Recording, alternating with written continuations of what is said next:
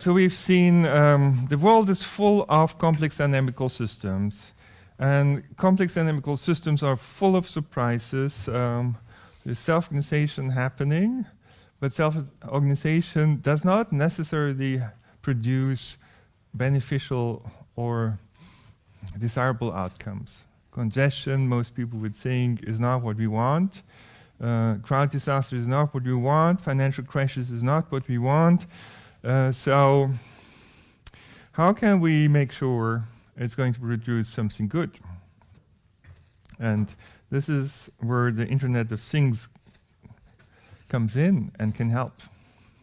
It's now possible to cheaply measure a lot of data about all sorts of things with little sensors connected to the Internet. And I'd like to claim that with the Internet of Things, we can now make self-organization work 300 years after Adam Smith's invisible hand concept. He had formulated it, he had assumed it would have always beneficial outcomes. So invisible hand is just another word, I would say, for self-organization. But we know that not always is the outcome desirable, and the question is how to reach that. We also know from complex dynamical systems that the outcome depends on the interactions. And so choosing the interactions or changing the interactions could change an undesirable outcome into a desirable one. And that brings us to the discipline of mechanism design. In many cases, people use agent-based modeling and simulation in order to try how little changes in the interactions would change the collective outcome of the self-organization. And this can actually be used. It works. And I'd like to show you a simulation that starts by simulating the unwanted stop-and-go flow that we've seen before in the experiment. Now I show that simple models can reproduce that dynamics. Of course, you all know that. This is, by the way, the coffee meter. Don't try it now. And of course, nobody wants to have this. So we'll now take the helicopter in order to see what the damned reason is for that congestion. And it turns out, oh, there is an on-ramp. And there are some vehicles that are squeezing themselves into that traffic flow that produces small perturbations in the flow that will be causing domino effect and amplification effect and eventually a stop-and-go flow. But we'll now turn a driver assistance system. I mean, we let cars accelerate and decelerate automatically. Like autonomous driving using, say, laser sensors or radar sensors or whatever you have, and video sensors. So we change a little bit the interaction, and as you can see, the traffic congestion dissolves, even though we have still the same inflow.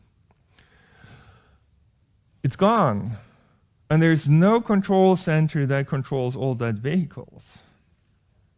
This is distributed self-organization.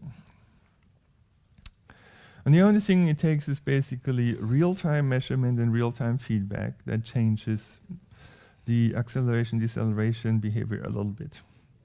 There are some papers about that, of course, that go into detail. I don't need to convince you that increasingly we have smart vehicles that have something reminding of perception and communication, perhaps cognition, perhaps even, or decision making. All of that can be built now with measurements and with algorithms or even AI.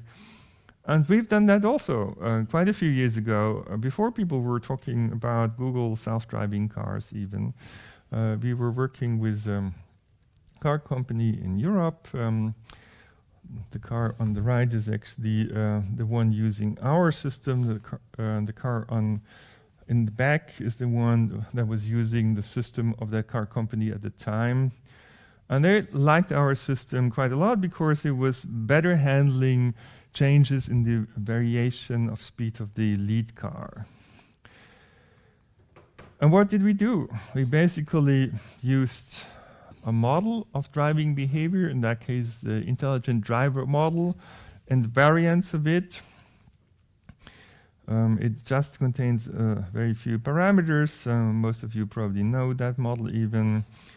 And the idea was that we could change parameters of the driving style depending on the traffic situation. In free traffic, we would not interfere. We would just reproduce the natural driving behavior of the driver. Then there's approaching the upstream end of congestion. There's driving in congested traffic, driving in the bottleneck section, and downstream of the congestion. And now, importantly, how do we dissolve traffic congestion? By reducing the time gap between cars. When they go very slow, so that increases capacity, but at the same time it happens to destabilize the flow. So in order to compensate for that, we have them accelerate more quickly. And the combination of the two things manages to increase capacity and have reasonable stability. So here we have a driver assistance system that actually offers traffic assistance, not just comfort for the driver. It creates a collective effect in the sense that it dissolves traffic jams. And even if not every car is equipped with that technology, like if there's 20 to 30% of cars equipped and all the others just do what they always do, it would still work. I think this is pretty amazing, and it shows the power of using self-organization to solve problems. Now, back to game theory.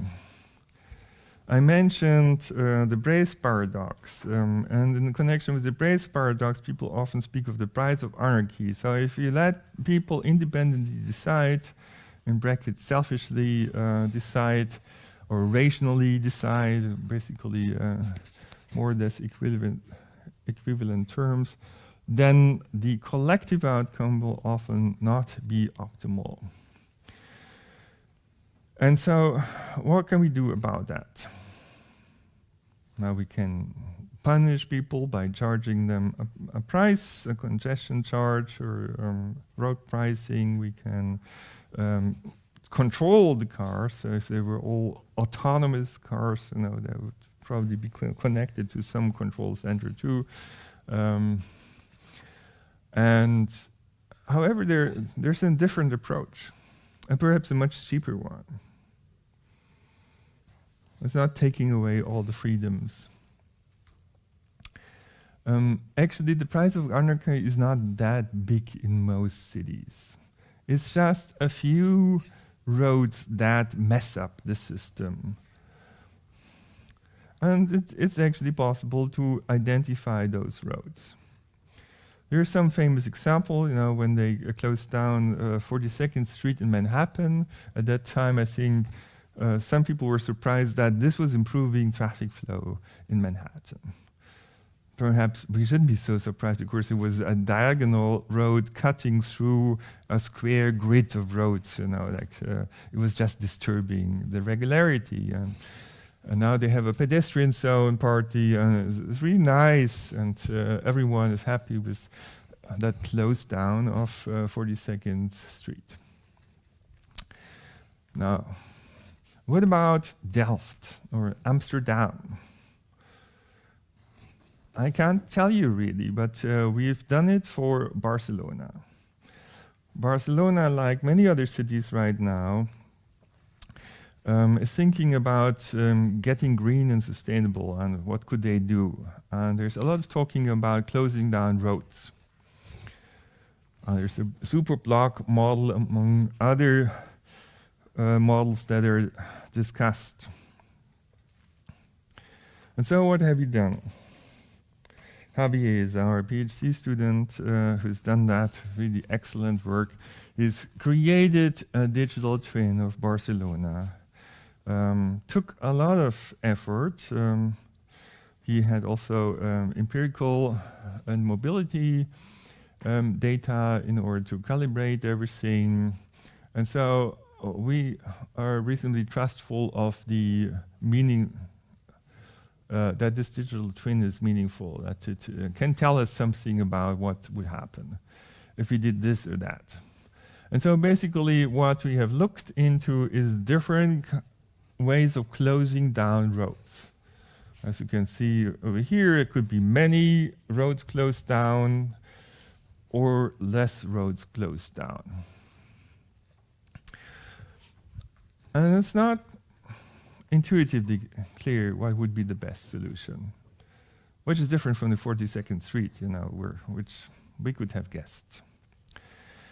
So we have to do a lot of computer simulation. Javier has done that, and he has looked into the performance, and there is some variability in performance because there's also some randomness in the computer simulation of the traffic flow. And you can see over here that actually there are some solutions that are improving the environmental situation quite a lot, kind of minimizes CO2 emissions, while at the same time highly performing in terms of avoiding congestion.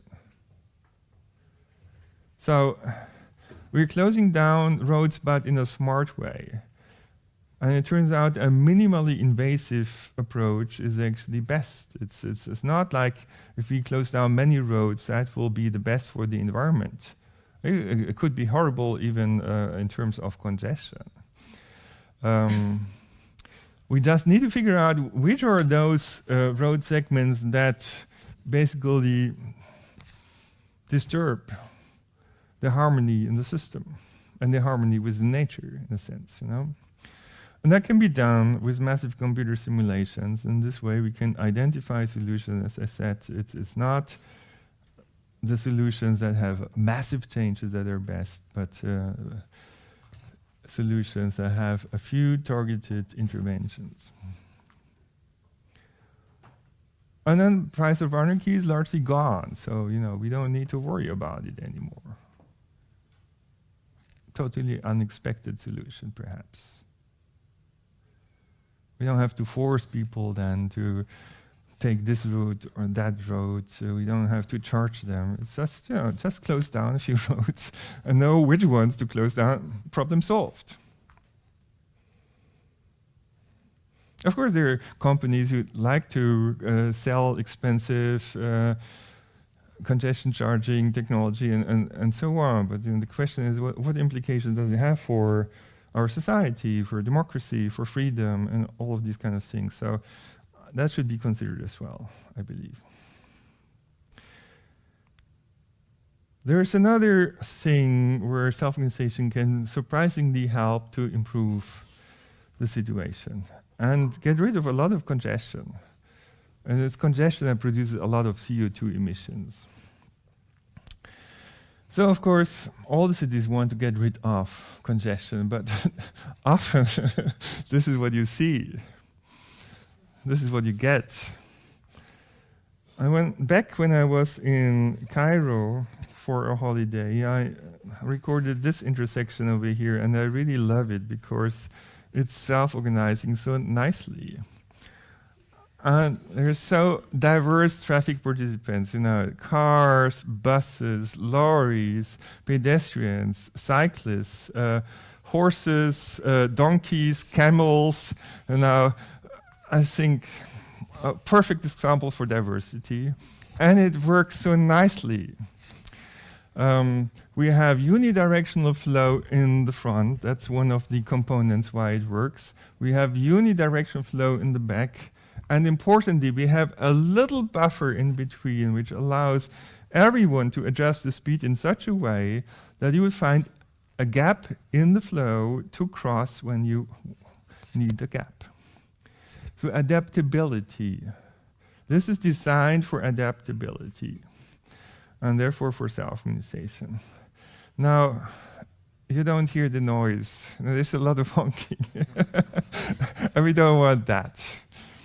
But with Internet of Things, we could do the same thing, like let self-organization happen silently. And the question is, how would we have to do that?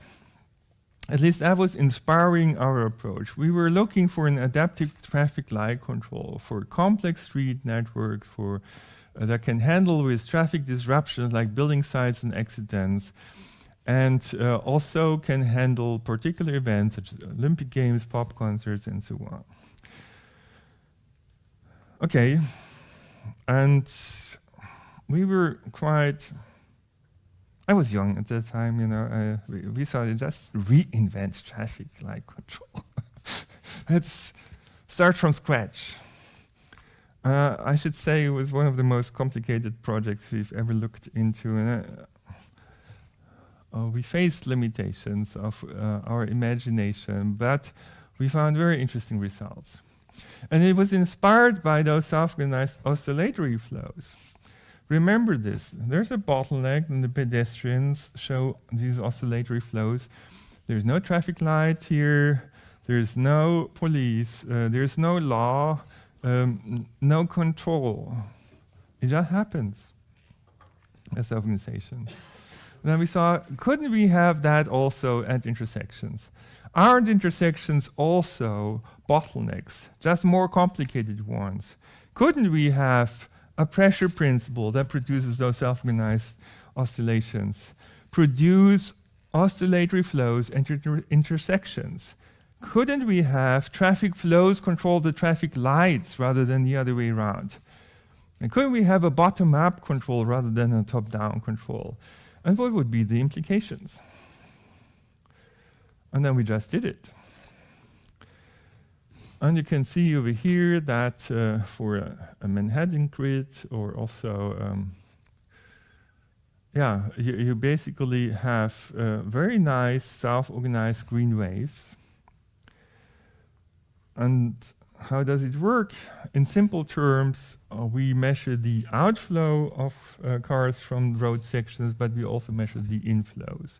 And based on the inflows, we make a very short-term prediction or anticipation of how many cars would be there in the vehicle queue, and how much green time would we need in order to dissolve that vehicle queue fully, if possible.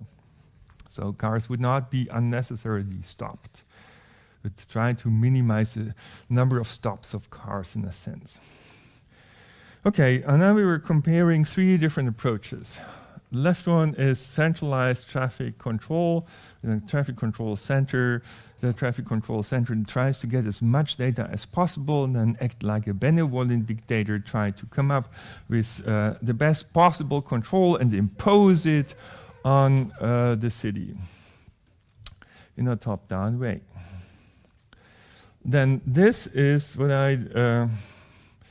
is totally decentralized. Each intersection would independently minimize travel times based on the inflows from the neighboring road sections. It doesn't care about what happens far away. There's no coordination between different intersections. It's a little bit like in economics, Homo economicus, every intersection selfishly does the best possible job at that location. No coordination, though. So you'd think this should be better because it coordinates different intersections. That should be worse. And that should be the worst even, because what we do over here is we do interrupt the travel time minimization sometimes to clear long vehicle queues in order to avoid spillover effects. But this is just friendly to our neighboring intersections. You know, why should that intersection care about that? Okay, intuitive, that should be best, second best, third best. And the reality is just the other way around. Red line is for top-down traffic control. Increasing capacity utilization produces longer queues, as expected. But surprisingly, to some extent, the self-organization, self-control approach would produce much smaller queue lengths. And this is understandable for very low traffic volumes, because then you can give every single car a green light when it arrives. That's the adaptiveness. Okay. However, then over here it totally fails, right? Suddenly the queue lengths explode, and we can't even enter this area of capacity utilization. So the traffic control center would say, see, and that's why you pay a few millions every year, so we make sure we can still operate in this area. Interestingly enough, however, the third approach, the other regarding one that cares about the neighbors and produces a little bit of coordination, a coordination that spreads through the system, however, that produces better solutions all the way. So far, this is all based on computer simulations, simplified scenarios, kind of almost theoretical in a sense, you know? But then we were brave enough to go to the traffic control center in Dresden and said, you know, we want to do a project with you together. And they said, well, we are happy with the system we have. We just bought a new traffic light control, the best on the market. It produces green waves, even adaptable green waves, you know. But there's one thing we are not happy with. You see, a pretty irregular road network even, yeah? With a lot of different buses and trams cutting through this area in different ways. And they said, we want to prioritize public transportation, but we can't, because if we do that, we interrupt the green waves, and when we interrupt the green waves, we get congestion. It will be a monster congestion very quickly, and we'll not get rid of that for a long time.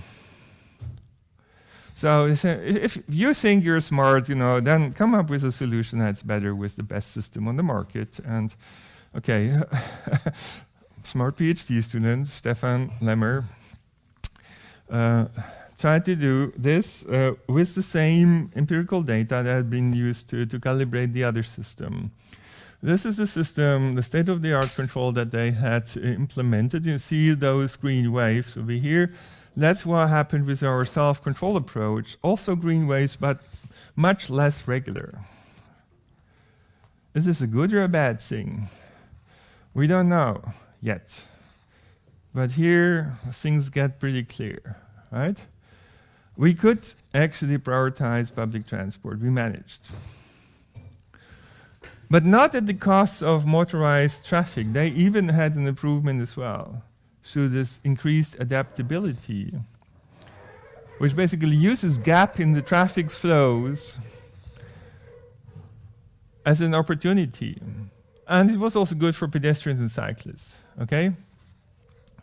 And there were all sorts of news reports about it, and said chaotic traffic control lets traffic flow better, and basic democracy for traffic. You know, how is it possible we're living in a democracy and then there's a dictatorship in a traffic organization, in a sense? And of course, that was a bit provocative, I admit that. And there was a large newspaper article that says, the revolutionary idea of the professor, traffic controls the traffic lights. And then there was a little complimentary article that said, Zurich is afraid that there would be induced traffic, more traffic, if Helbing's plan works too well. So is there a solution that works too well? You know, so at that time they didn't do it. There was even an article that said simulator basically turns our worldview upside down, like a Galilean revolution, basically, in the way we would basically manage traffic flows or societies altogether. So traffic lights control themselves. It was just too much for people at that time. And then it took again, a couple of years, many years, in fact, and another city was daring to make the experiment. It was just 30 minutes from Zurich, Lucerne. And so they were making measurements before they changed the traffic control. Of course, they also had their system before.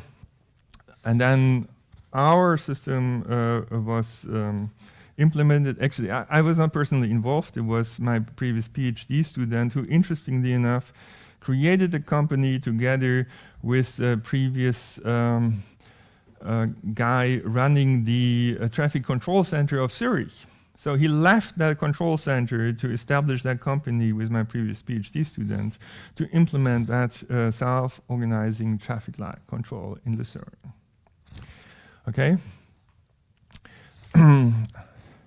I learned later on about that even when everything was done. So I could not interfere at any point. It was evaluated by another professorship, and here you can see the result. Red means cars waiting. A lot of congestion with the system that they had before. This is after they changed to self-control. Quite substantial improvements. 14% less waiting times for pedestrians, 33% less waiting time for public transport, 23% less waiting time for cars and bicycles. So then there was another newspaper article, more green for everyone. How is this possible even? Just by not wasting green time when you don't need it. You need to give green when it makes sense. So we changed the pattern in which we distributed green time. I mean, not me, but Stefan and Christian Heimgartner. They did it, but based on that idea that Stefan and I had developed and published about before. So we got rid of, at least in computer simulation, of traffic congestion on freeways. Okay, at least some of it. We got rid of quite a bit of traffic congestion in cities, at least in some places where we could do our experiments. And now the question is, can we also improve safety of pedestrian flows? And also the organization of pedestrian flows. And back to that famous Japanese crossing, I think this was a crossing where an interesting observation was made. That if you have two crossing pedestrian flows, you would have, again, another self-organization pattern. A bit similar to the lane formation, but the generalization of it, it's stripe formation. And it allows the magic thing to walk through a stream of pedestrians without stopping. If there was a single pedestrian trying to walk through that stream, it would be almost like a wall. But if there are many pedestrians, then this happens. Stripes will form. And those stripes move forward while pedestrians move sidewards within those stripes. And that allows them to move forward without stopping. And again, they don't even have to think about it. It just happens by responding to everyone else in the neighborhood. You don't have to, if I ask you in an exam, come up with a solution to this problem of two crossing flows, I'm not sure you would come up with that stripe formation thing. Analytically, it's not trivial, but we can do that just by interacting with each other, And so we can learn something from that, because we have 3 or 4 crossing flows. There is a pretty chaotic situation in the intersection. However, if we divide that intersection of 4 flows into 4 intersections of 2 flows, then we get the stripe formation in each of those intersection areas. Not here. Here it's done the wrong way. Here it's done the right way. So stripe formation in such a way that you would have a circular flow that is supported by that design. Okay? So you can design for self-organization. You can design for the support of desirable self-organization patterns. Same thing for buildings. There are corridors, there are narrowings, and there are intersections. And all of those design elements are not optimal. I would almost have said wrong, you know. This is most easy to understand. If we cut away those corners, then it will be a smoother flow. It will be like a funnel, right? But it shows us that less can be more. Less space can improve sometimes the performance of the system. And that's why those pillars here in the middle of that corridor can actually stabilize counterflows, as we see it over here. So at the moment, everyone is coming towards us, and a metro arrives, and after some seconds, actually, we'll have a subdivision of people who go this way, people who come towards us on the other side. So the pillars are stabilizing the separation of the two opposite flows. And this is what I just showed before, that it's possible, considering also that there's a preferred side of walking, to induce rotary flows that would be more efficient. Now also there are really big problems that had to be solved throughout the world and will have to be solved in the future. One of those examples is the Jamrad Bridge. So this is a central building in the context of the Holy Hajj, the Muslim pilgrimage. And there have been many crowd disasters in the past. And it was therefore decided that the design and organization had to be changed. And so the old Jamrad Bridge was replaced by a new one with multiple levels, and moreover, the organization of the flows in the plaza has been changed also completely. In particular, it was avoided that there would be kind of widenings where people would perhaps make a rest. Widenings can be as bad as bottlenecks sometimes. And a unidirectional flow was implemented. Plus, there were many other measures taken, including a scheduling approach, a flow monitoring, adaptive rerouting, and so on. And that improved the situation dramatically from what it used to be, where emergency vehicles were basically unable to pass even the crowd and reach the people in need in many cases. Towards a situation that was much more orderly, and pilgrims were a lot happier with. Also because it took less time to reach the Jamrad Bridge and get back to their tent camps. And that means if they spend less time, it will be less crowded, and that will be much more comfortable.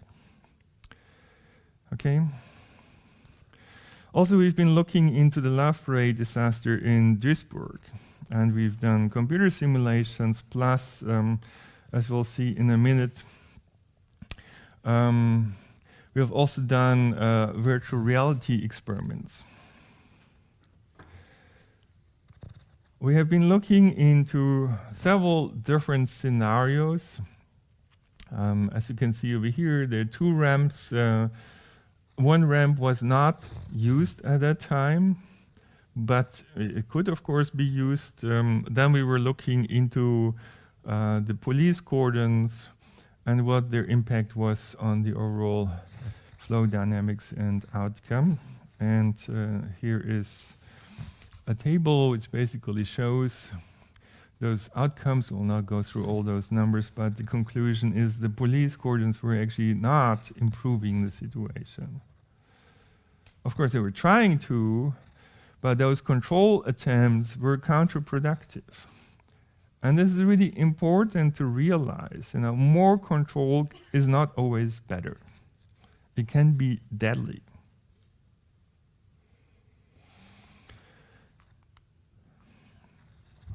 And there are other things that it can do basically to assist or support self-organization. This includes providing people information about how crowded the situation is in different places and offering them alternative routes, rerouting them, all based on information feedback, basically.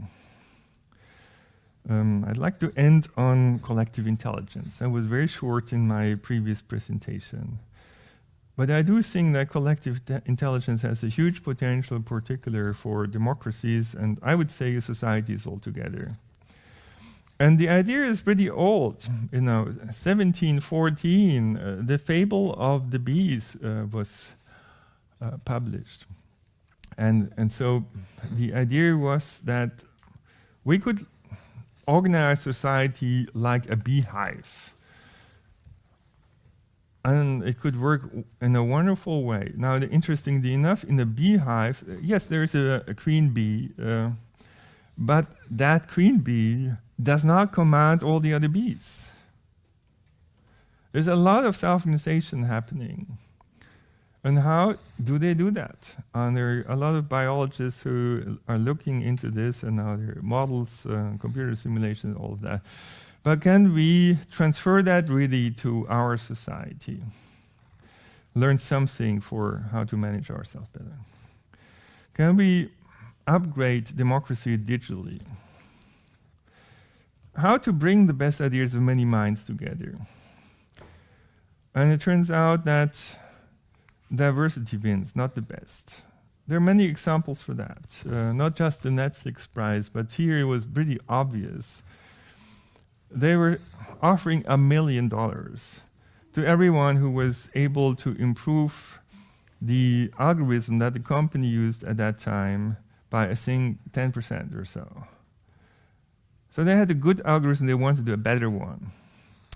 And then there were dozens of teams that were applying for this $1 million, and actually, I think for a long time, even more than 2 years, if I remember it right, nobody managed to get above this threshold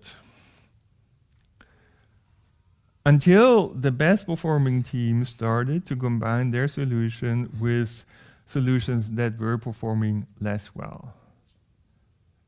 I think, why were they doing this? Couldn't that only deteriorate their solution? But just the opposite was the case. Immediately they were jumping over that success line. They got the $1 million, and then all the other teams said, oh, let's combine our algorithm with other algorithms as well. And all of them could have done it by just combining several different approaches. So not the single best solution made it. None of them. Only the combination of solutions. I mean, diversity was needed to solve the problem. Okay. And I do think democracy is about enabling distributed knowledge and collective intelligence, and how to do that. And in fact, here we can learn from bees. What bees do is when they look for food and harvest it, they send out some bees to explore the environment. It's an independent exploration. And then eventually they come back and report. So there's a phase 2 information exchange. And they do this wiggle dance. They have a way of expressing their excitedness about the honey sources that they found. They're a little excited. Other bees will not copy that. If there is a lot excited, then other bees will go in that direction indicated. So there's information exchange, and there's integration. So basically, it's very important that there is independence in the first step, then information exchange, and then in the third phase, basically, solutions are combined. And then you might have still several combined solutions. This is when you need to vote. Now, interestingly enough, we most of the time use majority voting, and it turns out to be one of the worst methods to do voting. That's why democracy often doesn't work, I would say. There are various issues, and I'm now talking about an application example that's called participatory budgeting. So a city says, hey citizens, here is money that we give you. You can now sit together and decide what you want to do with that money.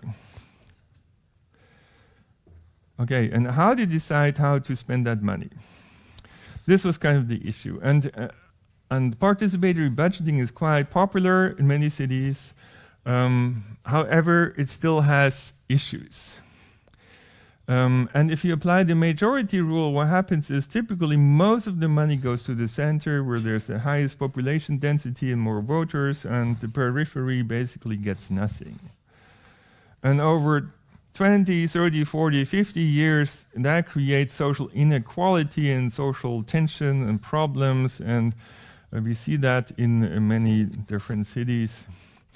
And banlieues, for example, so there's no spatial fairness, or not enough of it, and so we need different, better voting rules.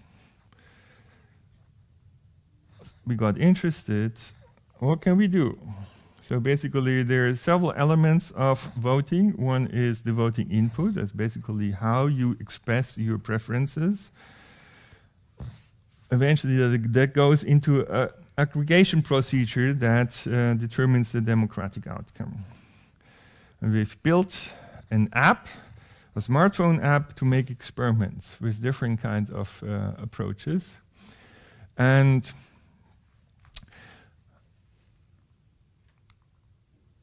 one of the approaches is approval voting, where basically there are different options given, and you can say, I like this, I like that, the other options I don't like.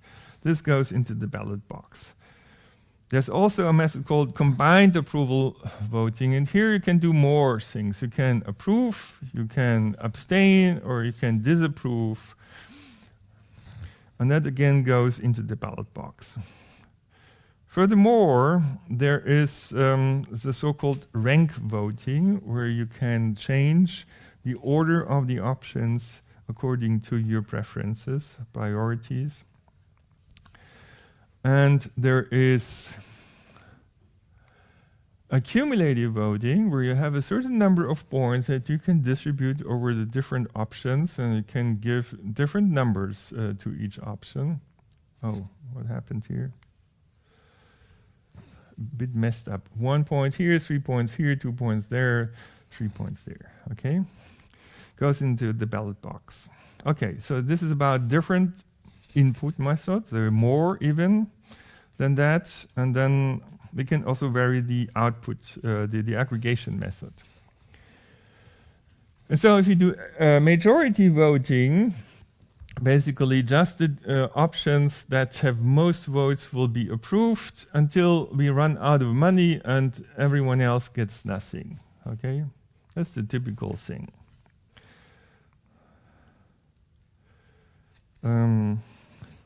But it totally neglects the costs of those projects.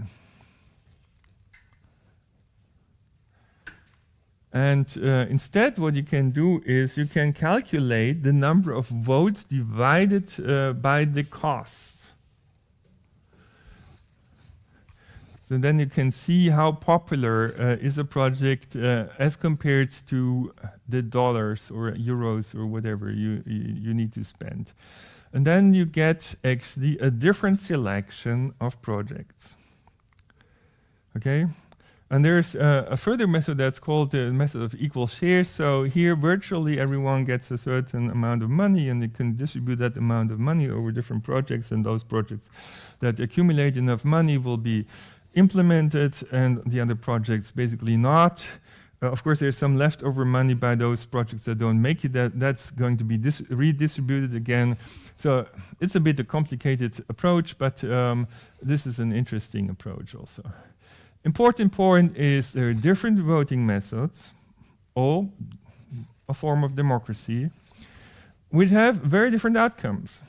And what you have today is typically a situation where one or a few projects grab most of the money and there is basically no money left for everyone else.